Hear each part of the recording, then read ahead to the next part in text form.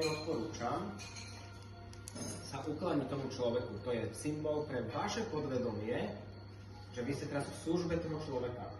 Kladnete sa aj samotnej energie reiki.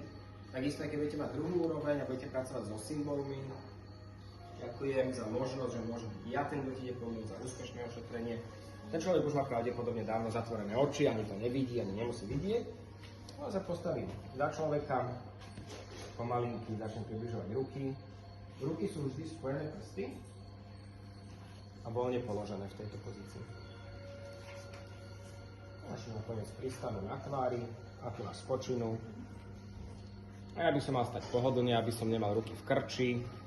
Väčšinou sa postavím širšie, opriem a ruky sú položené. A počkám, kedy bude gong a to mi povie, že ubehli 3 minúty. Nenápadne potom prejdem na pozíciu číslo 2. Toto sú predné hemisféry mozgové, v podstate oblasť tretieho oka a očí. A svojím spôsobom aj dýchacie cesty pod lícami. Na druhej úrovni budete mať a budete vedieť pracovať ako laserovo zacieliť lúče reiki, a to je až od druhej úrovne, kde v podstate spájate prsty a dotýkate sa iba na určitom bode a vtedy viete pracovať veľmi konkrétne napríklad s okom alebo nejako zacielite ako laserovi. Takže prvá pozícia je predok hlavy. Vidia všetci, hej? Druhá sú spánky. Je to nie, že odtiaľto priamo dole, je to ako keby trošku aj dohora. V podstate prsty skončia na spánkoch. A to sú ako keby tá stredná časť mozgu. Pri tejto pozícii rúk by sme nemali zakryť korunnú čakru. Takže by sme nemali byť takto. Takže máme spojené dlane, ale máme tie ruky odpojené.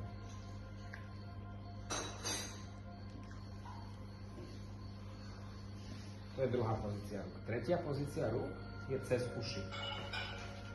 Môžeme mať iba pri ušiach, alebo niekedy asi aj tak akože maličky dotknem o stôl.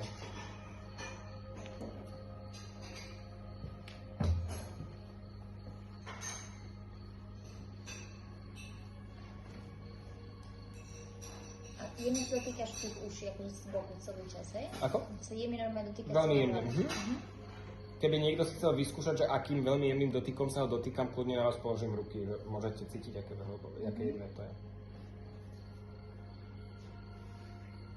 A to bola tretia, štvrtá pozícia rúk. Ty buď úplne uvoľnená, nepomáhaj mi, hej?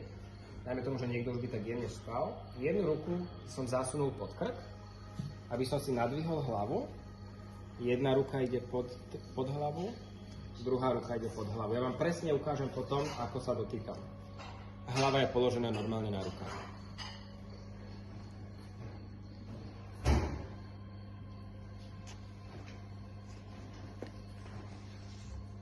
Teraz iba druhá časť môjho ja sa do toho zapojila na chvíľu, lebo som si všimol, ako už behajú oči, čo mi signalizuje, že v druhej úrovni hypnotiku.